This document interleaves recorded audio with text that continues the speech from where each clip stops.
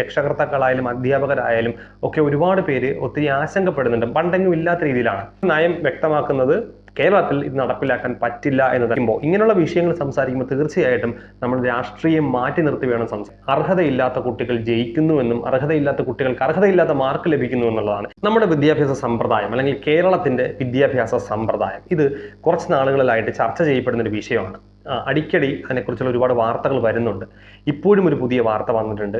ഇപ്പോൾ പണ്ടെങ്ങും ഇല്ലാത്ത രീതിയിൽ പലരും നമ്മുടെ കേരളത്തിന്റെ വിദ്യാഭ്യാസ സമ്പ്രദായത്തിനെക്കുറിച്ചും നമ്മുടെ വിദ്യാഭ്യാസ തലമുറയെക്കുറിച്ചും ഇനി വരുന്ന തലമുറയെക്കുറിച്ചൊക്കെ വളരെയധികം ആശങ്കകൾ കൊള്ളുന്നവരുണ്ട്. അത് രക്ഷകർത്താക്കളായാലും അധ്യാപകരായാലും ഒക്കെ ഒരുപാട് പേര് ഒത്തിരി ആശങ്കപ്പെടുന്നുണ്ട്. പണ്ടെങ്ങും ഇല്ലാത്ത രീതിയിലാണ്.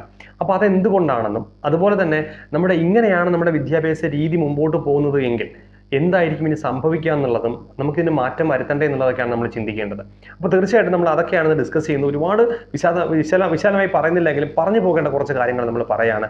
തീർച്ചയായിട്ടും നിങ്ങൾക്ക്, അതായത് നിങ്ങളിത് കാണുന്നവർ, വിദ്യാർത്ഥികളുണ്ടാവും, അധ്യാപകരുണ്ടാവും, രക്ഷകർത്താക്കളുണ്ടാകാം, സാധാരണക്കാരുണ്ടാകാം, എല്ലാവരും നിങ്ങൾക്ക് പറയാനുള്ള കാര്യങ്ങൾ തീർച്ചയായിട്ടും കമന്റ് ബോക്സിൽ രേഖപ്പെടുത്തുമെന്ന് വിശ്വസിക്കുന്നു. അപ്പോൾ തീർച്ചയായിട്ടും നമ്മൾ ഇത്തരത്തിലുള്ള കാര്യങ്ങളൊക്കെ പറയും. ഇപ്പോൾ ലേറ്റസ്റ്റ് ആയിട്ട് വന്നിട്ടുള്ള ഒരു കാര്യം എന്ന് പറയുന്നത്, കേന്ദ്രം എല്ലാ സംസ്ഥാനങ്ങളോടും പറയുന്നു 5ാം ക്ലാസ്സിലും 8ാം ക്ലാസ്സിലും ഇനി ഒരു ഓൾ പ്രൊമോഷൻ സിസ്റ്റം വേണ്ട, തോൽക്കേണ്ട കുട്ടികളെ തോൽപ്പിക്കണം എന്ന് ഒരു നിയമം അല്ലെങ്കിൽ കർക്കശമായിട്ട് എല്ലാ സംസ്ഥാനങ്ങളോടും പറഞ്ഞിരിക്കുകയാണ്. അപ്പോൾ ഇത് കേരളം ഇതിന് മറുപടി കൊടുത്തിരിക്കുന്നത് കേരളത്തിൽ 5ാം ക്ലാസ്സിലെയും അല്ലെങ്കിൽ 8ാം ക്ലാസ്സിലെയും കുട്ടികളെ തോൽപ്പിക്കാനാകില്ല എന്നുള്ളതാണ്. അപ്പോൾ ആ പറഞ്ഞിരിക്കുന്ന രീതി, നയം എങ്ങനെയാണ് എങ്കിലും അതിൻ്റെ അവസാനത്തെ നയം വ്യക്തമാക്കുന്നത് കേരളത്തിൽ ഇത് നടപ്പിലാക്കാൻ പറ്റില്ല എന്ന് തന്നെയാണ്. അതിനെ എതിർത്തുകൊണ്ട് തന്നെയാണ് കേരളം സംസാരിക്കുന്നത്. അപ്പോൾ ഈ ഒരു സംഭവം നമ്മൾ സംസാരിക്കുമ്പോൾ ഇത്തരത്തിലുള്ള, അതായത് നമ്മുടെ ഇനി വരുന്ന സമൂഹം, ഇനി വരുന്ന തലമുറ അതെങ്ങോട്ട് പോകണം എന്നുള്ളതിനെ ഡയറക്റ്റ് ചെയ്യുന്ന എപ്പോഴും നമ്മുടെ വിദ്യാഭ്യാസ സമ്പ്രദായമായിരിക്കും. അപ്പോൾ തീർച്ചയായിട്ടും അതിനെപ്പറ്റി നമ്മൾ കൃത്യമായിട്ടുള്ള ഒരു ഡിറക്ഷൻ വേണം, നമുക്ക് ഒരു ലക്ഷ്യം നമുക്ക് ഉണ്ടാവണം. നമുക്ക് എന്തെങ്കിലും തെറ്റുകളുണ്ടെങ്കിൽ അത് പൊളിച്ചെഴുതുക തന്നെ നമ്മൾ വേണം. അപ്പോൾ ഇത് സംസാരിക്കുമ്പോൾ, ഇങ്ങനെയുള്ള വിഷയങ്ങൾ സംസാരിക്കുമ്പോൾ തീർച്ചയായിട്ടും നമ്മൾ രാഷ്ട്രീയം മാറ്റി നിർത്തി വേണം സംസാരിക്കാൻ. കാരണം നമുക്ക് ഓരോരുത്തർക്കും ഒരു രാഷ്ട്രീയങ്ങൾ ഉണ്ടാവും, രാഷ്ട്രീയ അനുഭവം ഉണ്ടായിരിക്കാം. ഓരോ രാഷ്ട്രീയക്കാരും അവരവരുടെ ഇഷ്ടങ്ങൾക്കനുസരിച്ച് അല്ലെങ്കിൽ രാഷ്ട്രീയം അനുസരിച്ച് നമ്മൾ മറുപടി പറയുകയാണെങ്കിൽ ഒരിക്കലും ഇതിലൊരു നല്ലൊരു തീരുമാനം ഒരിക്കലും എടുക്കാനായിട്ട് കാര്യം. കാരണം നമ്മളെപ്പോഴും നമ്മുടെ രാഷ്ട്രീയ അനുഭവം ഏത് രാഷ്ട്രീയ കക്ഷിയോടാണോ അല്ലെങ്കിൽ രാഷ്ട്രീയ പാർട്ടിയോടാണോ അവർ പറയുന്ന തീരുമാനത്തിലായിരിക്കും നമ്മൾ അതിനെയായിരിക്കും നമ്മൾ പിന്തുണയ്ക്കുന്നത്. അങ്ങനെ അല്ലാതെ നമ്മൾ സാധാരണക്കാരനായിട്ട് ഒരു രാഷ്ട്രീയമില്ലാത്ത രീതിയിൽ നമ്മളിതിനെ ഒന്ന് ചിന്തിച്ചിട്ട് ഇത് ഇങ്ങനെ പോയാൽ എന്ത് സംഭവിക്കും എന്നുള്ളതാണ് നമ്മൾ ചിന്തിക്കേണ്ടത്. അപ്പം അങ്ങനെ വേണം നമ്മളെ ഒരു കാര്യത്തിന് എടുക്കാനായിട്ട്. അപ്പോൾ നമുക്ക് കാര്യത്തിലേക്ക് വരാം. സംഭവം ഇത്രയേ ഉള്ളൂ. നമ്മുടെ വിദ്യാഭ്യാസ സിസ്റ്റം, കേരളത്തിലെ വിദ്യാഭ്യാസ സിസ്റ്റത്തിനകത്ത് ഇങ്ങനെ ഒരു ആശങ്ക, അതായത് ഇത് എങ്ങോട്ടാണ് ഇതിൻ്റെ പോക്ക് എന്ന് പലരും ആശങ്കപ്പെട്ട് തുടങ്ങിയിട്ട് കാലം കുറച്ചായി. അപ്പോൾ എന്തുകൊണ്ട് അങ്ങനെ സംഭവിക്കുന്നുള്ളതാണ്. അപ്പോൾ നമുക്കിന്ന് എന്താണ് പ്രശ്നങ്ങളിലേക്ക് എന്നങ്ങനെ വരാം. തീർച്ചയായിട്ടും പ്രധാന പ്രശ്നം കുട്ടികളെ അർഹതയില്ലാത്ത കുട്ടികൾ ജയിക്കുന്നുവെന്നും അർഹതയില്ലാത്ത കുട്ടികൾക്ക് അർഹതയില്ലാത്ത മാർക്ക് ലഭിക്കുന്നു എന്നുള്ളതാണ്. ഈ അർഹതയില്ലാത്ത, ഞാൻ ഇടയ്ക്കിടയ്ക്ക് പറയുമ്പോൾ നിങ്ങളത് കുട്ടികളെ താഴ്ത്തിക്കെട്ടി പറയുമെന്ന് വിചാരിക്കരുത് ഒരിക്കലും. ഇപ്പം ഞാനായാലും നിങ്ങളായാലും ആരായാലും നമുക്ക് അർഹിക്കുന്ന ഒരു തലമുണ്ട്. ആ തലത്തിലേക്ക് നമ്മൾ വരുന്നെങ്കിൽ നമ്മൾ അതിനുള്ള എഫേർട്ട് എടുക്കണം. അങ്ങനെ എഫേർട്ട് എടുത്ത് നമുക്ക് ആ ഒരു കഴിവുണ്ടെങ്കിൽ നമ്മൾ ഒരു സ്ഥാനത്തേക്ക് വരാൻ പാടില്ല. എക്സാമ്പിൾ പറഞ്ഞാൽ ഒരു കുട്ടി ഡോക്ടർ ആകണമെങ്കിൽ ആ കുട്ടിക്ക് ഡോക്ടർ ആവാനുള്ള കപ്പാസിറ്റി ഉണ്ടാവണം. ഉണ്ടാവാതെ ആ കുട്ടി ആ ഡോക്ടറിന്റെ സ്ഥാനത്തേക്ക് വന്നു കഴിഞ്ഞാൽ അത് ഇനി വരുന്ന സമൂഹത്തിനും ആ ഡോക്ടറെ കാണാത്തുന്ന പേഷ്യൻസിനുമാണ് അതിന്റെ ബുദ്ധിമുട്ട്. അത് തീർച്ചയായിട്ടും നമ്മുടെ തലമുറയെ ബാധിക്കുന്നതായിരിക്കും. അതാണ് നമ്മുടെ ഉദ്ദേശം. ആ അർഹതയില്ല എന്നുകൊണ്ട് ഉദ്ദേശിക്കുന്നത് അതാണ്. അല്ലാതെ കുട്ടികളെ താഴ്ത്തി കെട്ടി പറയുന്നതല്ല. ഒരു സ്ഥാനത്തേക്ക് എത്തേണ്ട ആള്, ആ കഴിവുള്ള ആൾ മാത്രമേ ആ സ്ഥാനത്തേക്ക് എത്താൻ പാടുള്ളൂ എന്നുള്ളതാണ്. അതിൽ കുറച്ച് കഴിവുള്ള ഒരു കുട്ടിയാണെങ്കിൽ ആ കുട്ടി, അല്ലെങ്കിൽ ആ ഒരാളാണെങ്കിൽ ആ ആള് തൻ്റെ കഴിവ് വെച്ച് എവിടെയാണോ രക്ഷപ്പെടുന്നത് അല്ലെങ്കിൽ എവിടെയാണോ എത്തുന്നത് അവിടേക്ക് തന്നെ തീർച്ചയായിട്ടും ഡൈവേർട്ട് ചെയ്ത് പോവുകയും വേണം. എങ്കിൽ മാത്രമേ നമ്മുടെ സമൂഹത്തിൽ എല്ലാ തരത്തിലുള്ള ആൾക്കാരും ഉണ്ടാവും. ഓക്കെ, അപ്പോൾ അതാണ് ഞാൻ അർഹതയില്ല എന്ന് പറയുന്നത്. ഒരിക്കലും അർഹതയില്ല എന്നുകൊണ്ട് ഉദ്ദേശിക്കുന്നത് കുട്ടികളെ താഴ്ത്തിക്കെട്ടി പറയുന്നതല്ല. അപ്പോൾ തീർച്ചയായിട്ടും അർഹതയില്ലാത്ത കുട്ടികൾ ജയിക്കുന്നു അല്ലെങ്കിൽ വെറുതെ മാർക്ക് കൊടുക്കുന്നു, ശരിയായ ഒരു കാര്യമാണ് ഈ പറയുന്നത്. കാരണം കഴിഞ്ഞതിൻ്റെ തൊട്ട് മുമ്പിലുള്ള വർഷം അപ്പോഴത്തെ നമ്മുടെ SSLC കുട്ടികളുടെ വിജയ ശതമാനം എന്ന് പറയുന്നത് 100%, അതായത് 99.7%. കഴിഞ്ഞ വർഷം അത് 99.67 സംതിങ് അങ്ങനെയാണ് ഉണ്ടായത്. അതായത് 100 കുട്ടികളെടുത്താൽ 99 പേരും ജയിക്കുന്നു. അതായത് ഒരാളും തോൽക്കുന്നില്ല എന്നുള്ളതാണ്. നമ്മളൊന്ന് ചിന്തിച്ച് നോക്കിയേ, 100 കുട്ടികൾ പരീക്ഷ എഴുതിയാൽ എല്ലാ കുട്ടികളും ജയിക്കാനുള്ള ഒരു കഴിവുള്ളവരാണോ നമ്മൾ ചിന്തിച്ച് നോക്കിയാൽ തീർച്ചയായിട്ടും ആകില്ല. അങ്ങനെ എല്ലാ കുട്ടികളും ജയിക്കാനുള്ള ഒരു കഴിവുണ്ടാവും. ഉറപ്പായിട്ടും ഉണ്ടാവില്ല. അപ്പോൾ അത് വെറുതെ മാർക്ക് കൊടുക്കുകയാണെന്ന് നമ്മൾ തീർച്ചയായിട്ടും മനസ്സിലാക്കേണ്ടി വരും. എങ്ങനെയാണ് നമ്മളിപ്പോൾ കേരളം വിദ്യാഭ്യാസത്തിൽ 1-ാം സ്ഥാനം എന്നൊക്കെ നമ്മൾ പറയുന്നുവെങ്കിലും എല്ലാ കുട്ടികളും നമുക്കൊരു കുട്ടിയെ ഇപ്പം ഞാൻ ഈ ഒരു ഫീൽഡിൽ നിൽക്കുന്നത് എനിക്കറിയാം. ഒരു കുട്ടിയെ നമുക്ക് എല്ലാ കുട്ടികളും ക്ലാസ്സിക്കുന്ന എല്ലാ കുട്ടികളും ഒരേ കാലിബർ ഉള്ളവരല്ല, അതിൽ തോൽക്കാൻ സാധ്യതയുള്ളവരുണ്ടാവും. കൃത്യമായിട്ടും എക്സാം എഴുതിയാൽ അവർ ജയിക്കാൻ പരാജയപ്പെടാം. കാര്യം അത് അവരുടെ കുറ്റമല്ല.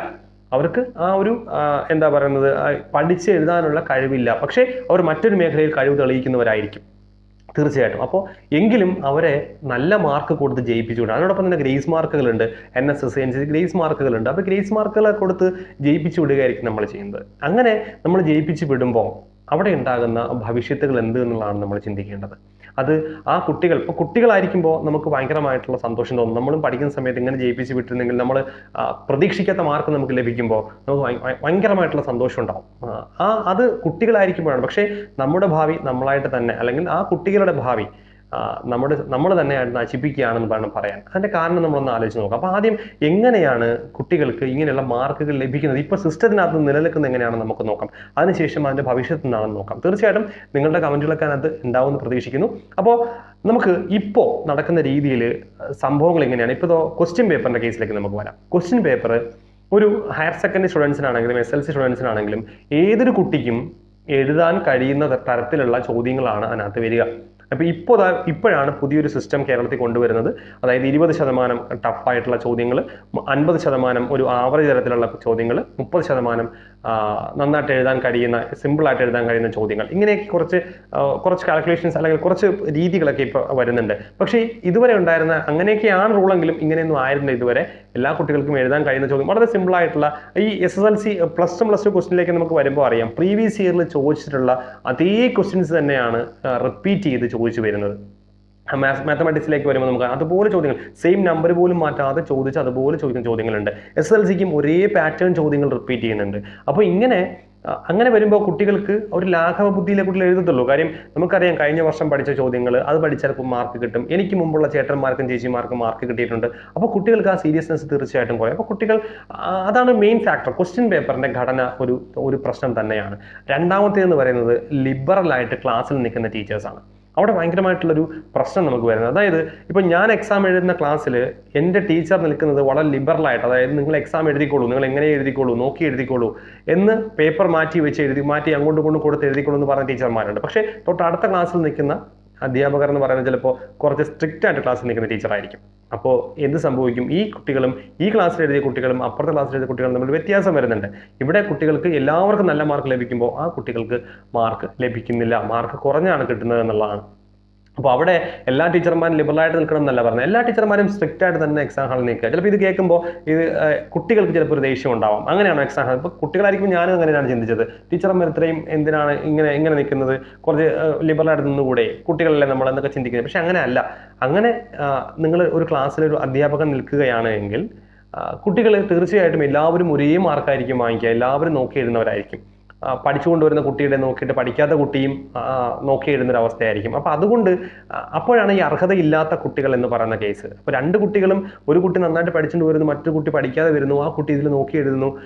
മാത്രമല്ല ഇനി അതിനുശേഷം രണ്ടാമത് നോക്കി എഴുതിയ കുട്ടിക്ക് ഒരു റിസർവേഷൻ കൂടി ഉണ്ടെങ്കിൽ മറ്റേ കുട്ടിയേക്കാൾ മുമ്പിൽ ഈ കുട്ടി കയറി പോകുന്നതിന് നമുക്ക് പ്രശ്നമില്ല. പക്ഷേ കയറിപ്പോയിട്ട് ആ കുട്ടി പിന്നീട് ചൂസ് ചെയ്യുന്ന ഒരു സബ്ജക്റ്റ് അല്ലെങ്കിൽ പിന്നീട് ചൂസ് ചെയ്യുന്ന ഒരു മേഖല എന്ന് പറയുന്നത് ഒരു പക്ഷേ ആ കുട്ടിയെ കൊണ്ട് ചെയ്യാൻ കഴിയാത്ത ഒരു മേഖലയായിരിക്കും.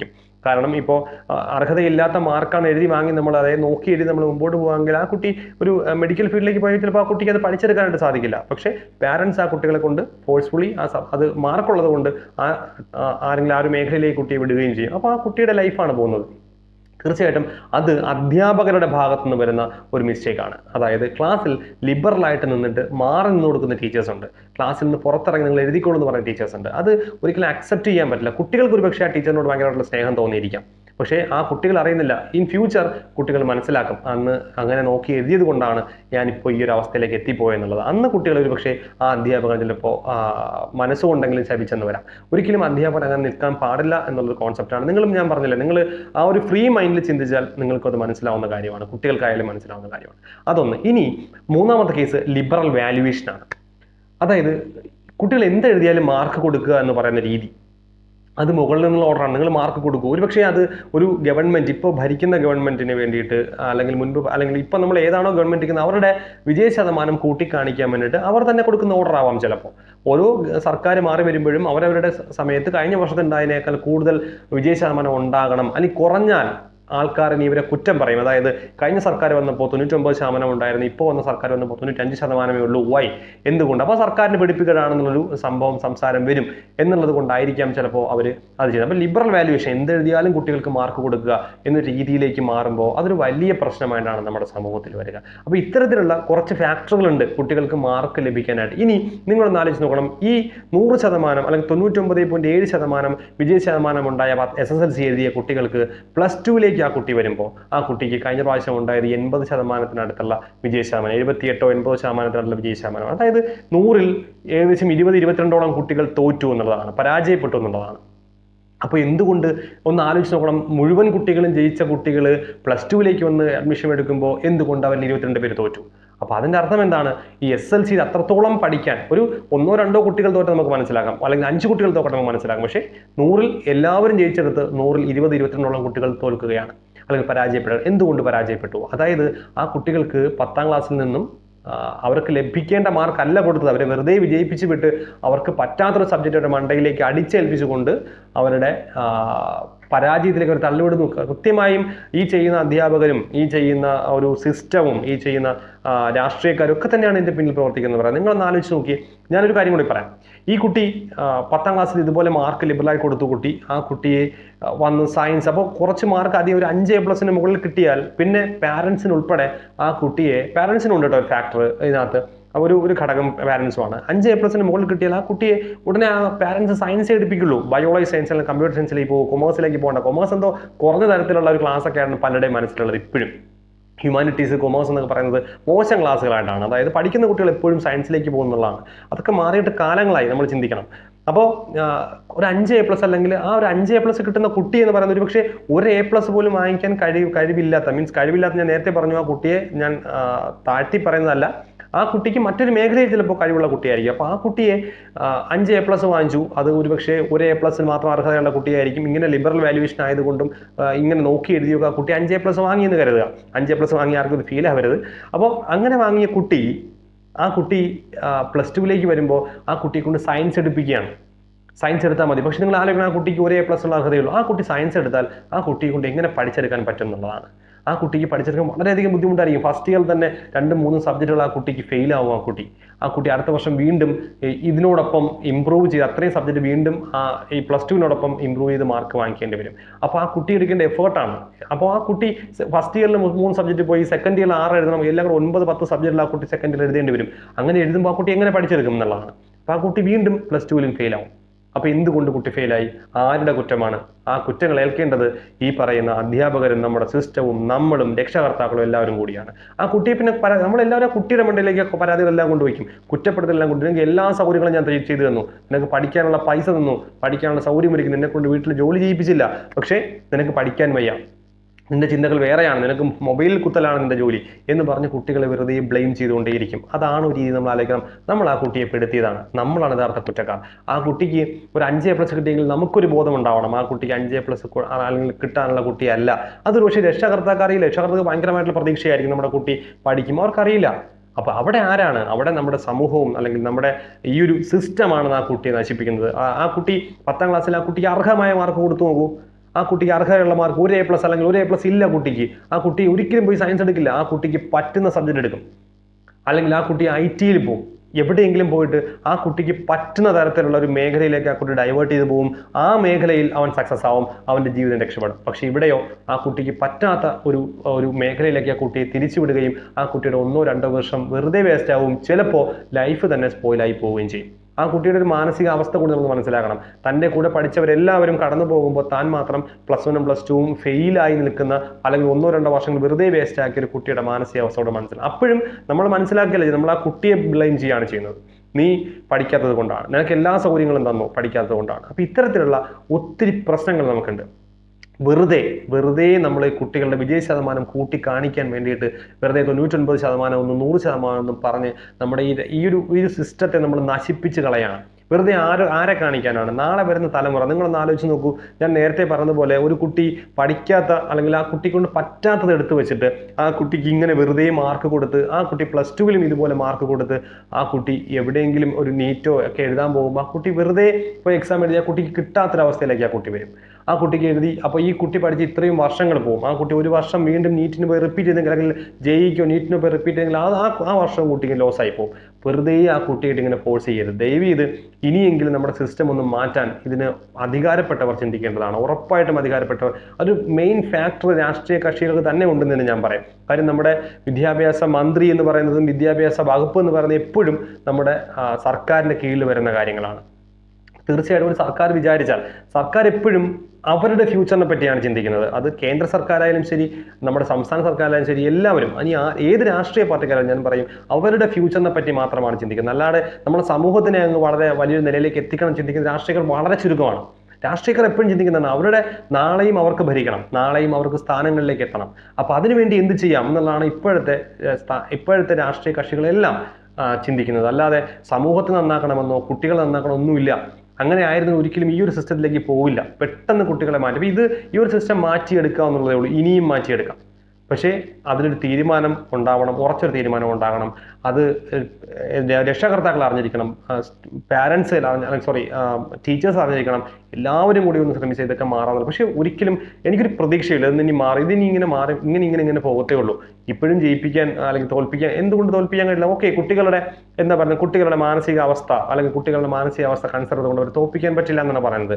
ശരി, തോൽപ്പിക്കേണ്ട. പക്ഷേ ആ കുട്ടിക്ക് അർഹമായിട്ടുള്ള മാർക്കുകൾ കൊടുക്കുക. ആ കുട്ടി ഒരു പക്ഷേ തോറ്റുപോയാൽ ആ കുട്ടിക്ക് റെമഡിയൽ ക്ലാസ് കൊടുത്തിട്ട് പഠിപ്പിച്ചെടുക്കാൻ പറ്റുമെങ്കിൽ പഠിപ്പിച്ച് ഒരു എക്സാമും കൂടി എഴുതിയ കുട്ടിയെ രക്ഷപ്പെടുത്തിയെടുക്കുക. ഇനി SSLC +10 ക്ലാസ്സിലെത്തി ആ കുട്ടി പരാജയപ്പെട്ടു പോകുന്നു, കുട്ടിക്ക് അവസരം കൊടുക്കുക. കുട്ടി വീണ്ടും എഴുതിയിട്ടും കുട്ടി പരാജയപ്പെടുന്നുവെങ്കിൽ ആ കുട്ടി തീർച്ചയായിട്ടും പരാജയപ്പെടേണ്ട ആളാണ്. അപ്പോൾ മറ്റൊരു മേഖലയിലേക്ക് ആ കുട്ടിയെ ഡൈവേർട്ട് ചെയ്ത് വിടുക. യഥാർത്ഥ നമ്മൾ ഒരു വിദ്യാഭ്യാസ സമ്പ്രദായം എന്താണ്? ആ കുട്ടിക്ക് പഠിച്ച് മുന്നോട്ട് പോകാൻ കഴിയില്ലെങ്കിൽ ആ കുട്ടിക്ക് ഏത് മേഖലയിലാണ് കഴിവെന്ന് കണ്ടെത്തുക, ആ മേഖലയിലേക്ക് ആ കുട്ടിയെ ഡൈവേർട്ട് ചെയ്ത് വിടുക. തീർച്ചയായിട്ടും അതായിരിക്കും നമ്മുടെ സമൂഹത്തിനും ബെറ്ററാണെന്ന് എനിക്ക് തോന്നുന്നു. കാരണം എൻ്റെ അച്ഛനൊക്കെ പറഞ്ഞ് ഞാൻ കേട്ടിട്ടുണ്ട്, തമാശയിലാണ് പറയുന്നതെങ്കിലും പണ്ടൊക്കെ SSLC അവരൊക്കെ പഠിക്കുന്ന സമയത്ത് SSLC പരീക്ഷ കഴിഞ്ഞ് റിസൾട്ട് വരുന്ന ദിവസം ആ ഒരു ഏരിയയിലുള്ള ഏറ്റവും വലിയ കോൺട്രാക്ടർ അല്ലെങ്കിൽ നമ്മൾ ഈ കൺട്രാക്ട് എന്ന് പറയുന്ന, അതായത് വീടൊക്കെ വെക്കുന്ന ഒരു ആള്, അദ്ദേഹം ആ സ്കൂളിന്റെ പരിസരത്തൊക്കെ ചുറ്റിക്കറങ്ങി നിൽക്കും. അതായത് അന്ന് ഒരുപാട് പേര് തോൽക്കും. അന്ന് നേരെ തിരിച്ചാണ്, 20% പേര് ജയിക്കും, ബാക്കിയെല്ലാം തോക്കും എന്നുള്ളതാണ്. അപ്പോൾ അവര് വന്ന് നിൽക്കുകയും ഈ തോറ്റ് വരുന്ന കുട്ടികളെ ജോലിക്ക് കൂടെ കൂട്ടുമെന്നൊക്കെ തമാശയായിട്ട് പറയാറുണ്ട്. ചിലപ്പോൾ ഒരുപക്ഷെ ശരിയുമായിരിക്കാം. എന്തായാലും അച്ഛൻ ഇങ്ങനെ തമാശയായിട്ടൊക്കെ പറഞ്ഞ് ഞാൻ കേട്ടിട്ടുണ്ട്. അപ്പോൾ ഇപ്പോൾ അങ്ങനെയല്ല. ഇപ്പോൾ എല്ലാ കുട്ടികളും ജയിക്കുന്നുണ്ട്. അപ്പോൾ ആ കുട്ടികൾ ആരും നല്ല മാർക്ക് കിട്ടിക്കഴിഞ്ഞാൽ നമ്മൾ ഒരിക്കലും ഈ ഒരു ഫീൽഡിലേക്ക് പോകും. നമ്മൾ വലിയ ക്ലാസ്സുകളിലേക്ക് അല്ലെങ്കിൽ സയൻസ് എടുത്ത് അങ്ങോട്ട് പോകാനൊക്കെ നമ്മൾ ശ്രമിക്കത്തുള്ളൂ. അപ്പോൾ അങ്ങനൊരു പ്രശ്നം നമ്മുടെ സമൂഹത്തിൽ ഇപ്പോൾ നിലനിൽക്കുന്നുണ്ട്. അപ്പോൾ അത് മാറേണ്ട സാധനം ആണ് എന്നുള്ളതാണ് എൻ്റെ ഒരു വിശ്വാസം. തീർച്ചയായിട്ടും നിങ്ങളുടെ അഭിപ്രായങ്ങൾ എന്താണെന്ന് കൂടി പറയുക.